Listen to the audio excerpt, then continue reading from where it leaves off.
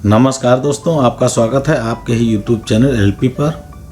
आज हम आपके साथ एक ऐसे सुप्रीम कोर्ट के जजमेंट की चर्चा करने वाले हैं जो कि वैवाहिक मसले से संबंधित है। और इस केस के जो फैक्ट्स हैं वो कुछ इस प्रकार हैं। शुभ्रांशु सरकार और इंद्राणी सरकार, इन दोनों की शादी सन 97 में यानी कि 1997 में हुई। और शादी के बाद पति पत्नी के बीच में किसी न किसी बात को लेकर कोई न कोई मनमुटाव रहता था, जिसके कारण पत्नी अक्सर अपने ससुराल से मैके चली जाया करती थी और उसके अपने आधार हुआ करते थे। चूँकि पति इस बात से व्यथित था, इसलिए कोलकाता की सिविल कोर्ट में डिस्ट्रिक्ट जज के समक्ष उसने एक वाद इस बात के लिए दायर कर दिया कि हमारे वैवाहिक गठबंधन को डिसॉल्व कर दिया जाए, यानी कि ख़त्म कर दिया जाए, विघटित कर दिया जाए। और उसका आधार यही था कि पत्नी के द्वारा ये मेरे साथ एक तरीके से क्रूरता ही की जा रही है और अपने मन से ही वो चली जाती है और ऐसी शादी का कोई फायदा नहीं। तो ये वाद जब न्यायालय में पहुंचा तो न्यायालय के नियमानुसार सारे कार्य किए गए। अंतिम रूप से न्यायालय के द्वारा वाद खारिज कर दिया गया। पति के द्वारा दाखिल किया गया वो वाद जब खारिज कर दिया गया तो निचली अदालत के आदेश के विरुद्ध पति के द्वारा कलकत्ता हाईकोर्ट में एक अपील फाइल की गई और जिसमें उसने वही आधार लिए जो निचली अदालत में लिए थे। और जब कलकत्ता हाईकोर्ट में इसकी सुनवाई हुई तो उसमें नोटिस पत्नी को भी भेजे गए।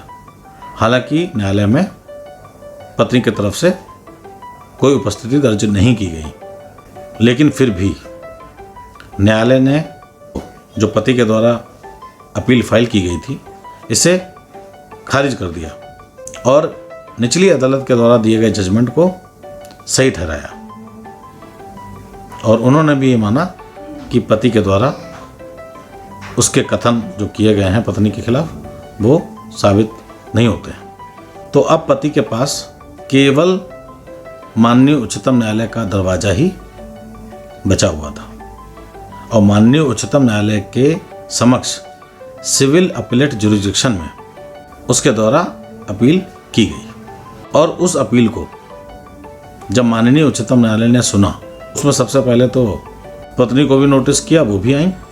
कुल मिला के पति के अधिवक्ता के द्वारा इस केस में ये कहा गया कि हम लोगों की शादी को 16 साल करीबन हो गए हैं और किसी भी प्रकार का ना भावनात्मक तौर पे कोई जोड़ बचा है और ना ही कोई किसी प्रकार का मिलना जुलना होता है। इस विवाह में बने रहने का कोई औचित्य समझ में नहीं आता। विवाह होने के बाद भी 16 साल से वो अलग अलग रह रहे हैं, तो इस शादी को किसी भी प्रकार से कंटिन्यू करने का कोई मतलब नहीं है।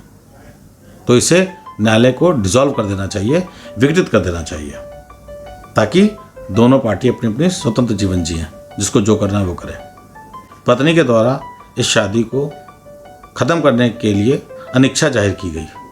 हालांकि इस केस में पत्नी के द्वारा कोई अधिवक्ता नियुक्त नहीं किया गया था, तो माननीय उच्चतम न्यायालय के रिक्वेस्ट पर एमकस क्यूरी अपॉइंट किए गए।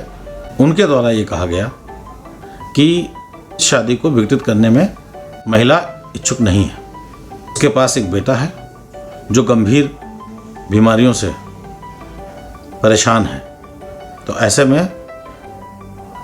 वो ये नहीं करना चाहती। न्यायालय ने इस बात को ध्यान में रखकर पति के खिलाफ 25 लाख रुपए देने का एक आदेश दिया और वो इस शर्त के साथ कि जब ये 25 लाख रुपए पति के द्वारा पत्नी को दे दिए जाएंगे तो इसके बाद वो अपने गुजारे भत्ते का केस वापस ले लेगी और फिर कोई लेन देन इनका आपस में बाकी नहीं रहेगा।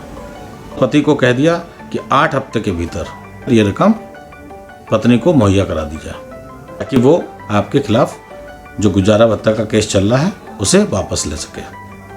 और उन्होंने भारतीय संविधान के आर्टिकल अनुच्छेद 142 का प्रयोग करते हुए इस विवाह को, इस गठबंधन को विघटित करने के आदेश दिए और उच्चतम न्यायालय के द्वारा रजिस्ट्री को आदेश दिया गया कि इस केस में आदेशानुसार जो डिक्री बनाई जाए, यानी कि विवाह के विघटन की डिक्री बना दी जाए ताकि ये विवाह विघटित हो सके। हालांकि ये जजमेंट नॉन रिपोर्टेबल जजमेंट है और चूंकि वैवाहिक मसलों में आजकल समस्याएं देखी जा रही हैं, तो उसके जो परिणाम आते हैं वो इस केस के माध्यम से हमें पता चलते हैं और बहुत सारे केसेस के माध्यम से पता चलते हैं।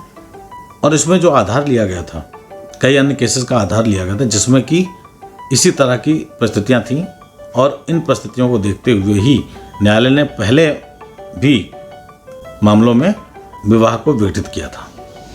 तो आशा करता हूँ आपको ये वीडियो पसंद आया होगा। यदि आपको वीडियो पसंद आया तो आप इसे लाइक कर सकते हैं और चैनल को ज़्यादा से ज़्यादा सब्सक्राइब कर सकते हैं। तो अभी तक के लिए धन्यवाद।